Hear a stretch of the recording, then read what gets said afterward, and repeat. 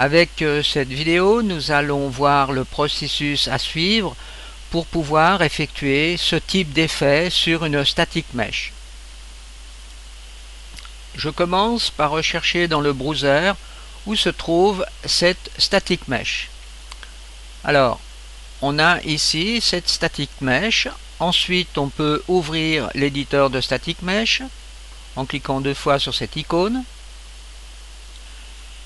On constate donc ici que l'on a une déformation du static mesh.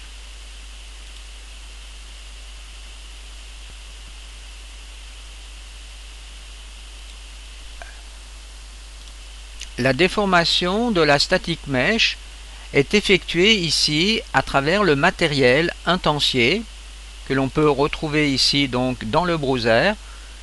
C'est donc cette matière instance constante qui crée la déformation. Alors soyons puristes et effectuons une vérification. Donc là j'ai créé donc une static mesh, donc c'est une static mesh personnelle. Je vais donc appliquer sur cette static mesh cette matière instance constante à cet endroit et je constate ici effectivement que j'ai bien la déformation, vous voyez, des vertex. J'ouvre maintenant l'éditeur de matériel intensier en cliquant 2 fois sur cette icône. Et là, je constate que je retrouve donc la sphère, la static mesh, qui est déformée. Et là, tous les paramètres qui sont en relation par rapport à la déformation et aussi à la distribution de la texture sur la static mesh.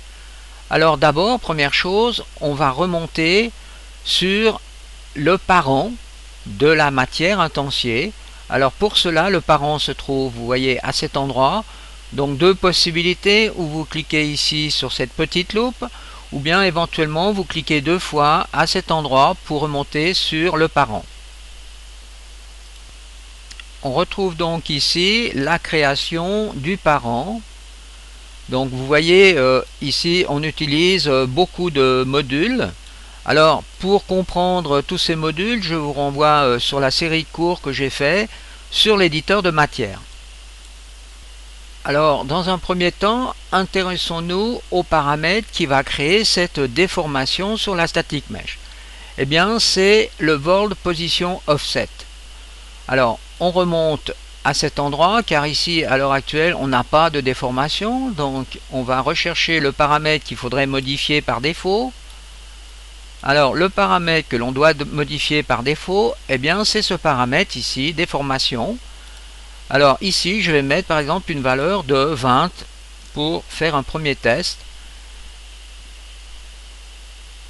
Et voilà, je constate donc que c'est bien ce paramètre qui agit sur la déformation de la static mesh.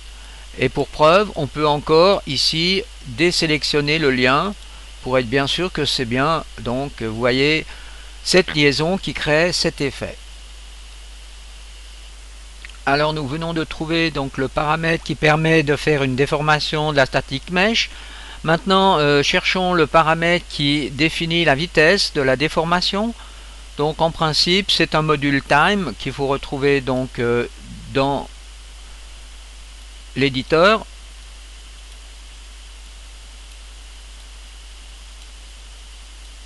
Donc voilà, nous avons ici un module time qui définit donc le temps, et ici nous avons le paramètre speed qui est appliqué à un multiplicateur. Alors changeons ici la vitesse, mettons 0.2.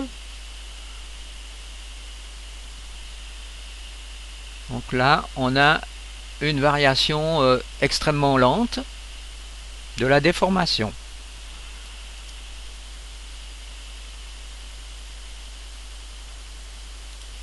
Sur le canal diffusion de la matière, on a le rocher de base ici, qui est donc créé, vous voyez, à cet endroit. Et là, on a un mélange donc du rocher de base avec cet effet donc de lave sur le rocher.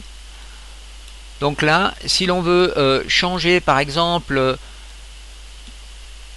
la texture rocher, on doit aller chercher le paramètre 2D diffuse. Alors si je clique dessus, je vois que ici est attribué un roc, donc que l'on peut retrouver dans le browser à cet endroit. Alors à vous de changer par exemple cette texture pour obtenir une autre texture avec de la lave dessus. Il faudra bien sûr changer donc tous les modules qui contiennent cette texture. Donc par exemple ce module, le module diffuse. Alors à vous de regarder donc et de rechercher où l'on peut donc changer. Vous voyez, on a de nouveau la même texture à cet endroit. Bon, en principe elles sont ici visualisées dans l'éditeur, ce qui rend la tâche beaucoup plus facile.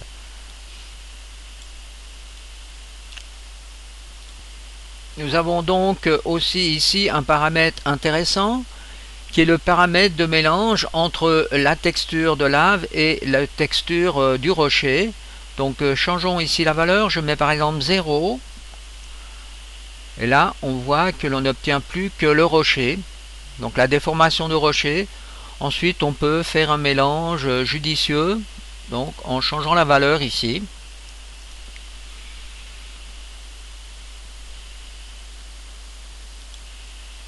On peut encore agir sur la répétition de la texture lave sur le rocher. Donc on va trouver ceci à cet endroit, donc dans les paramètres tiling. Alors changeons ici, mettons 10.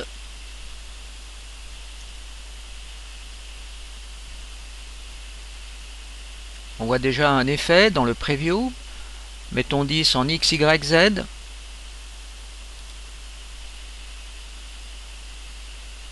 Donc encore une possibilité supplémentaire. Alors ce qui est encore intéressant de bien comprendre, eh bien c'est cette couleur que l'on trouve, donc cette couleur lave que l'on trouve. Alors en somme, cette couleur lave est créée grâce à ce module ici, Hit Gradient. Donc si vous sélectionnez les propriétés du module, vous voyez que vous appliquez ici une texture. Et en somme, c'est cette texture qui donne cette couleur de lave. Donc on retrouve ici dans le browser la texture qui est appliquée pour faire la lave.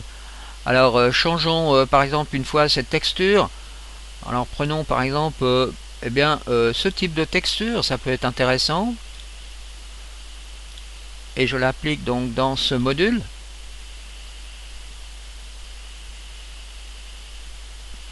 Et voilà, on obtient de nouveau un nouvel effet. Si l'on retourne dans l'éditeur de matériel intensier, eh bien on voit ici donc tous ces paramètres sur lesquels on peut agir. Alors changeons par exemple la vitesse ici, je mets 1 pour accentuer un peu la vitesse de déformation.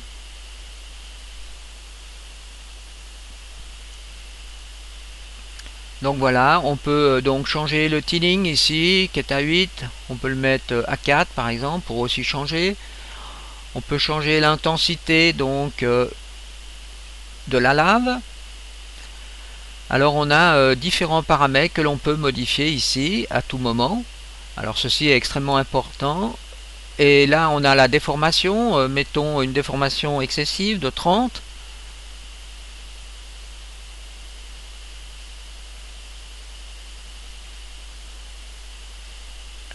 On a carrément des boulets de lave.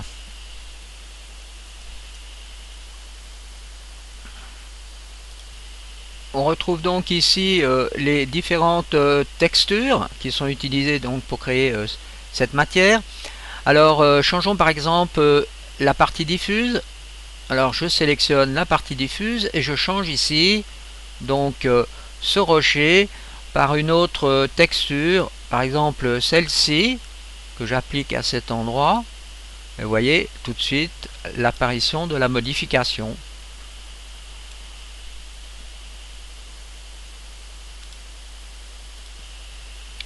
Je viens donc aussi de changer le gradient ici.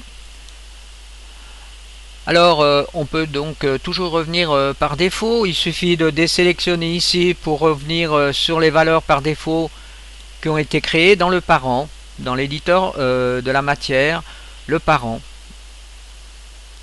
Donc on retrouve ici dans cette scène foliage donc différents effets qui sont faits donc de la même façon. Donc ceci sera la fin de cette petite vidéo.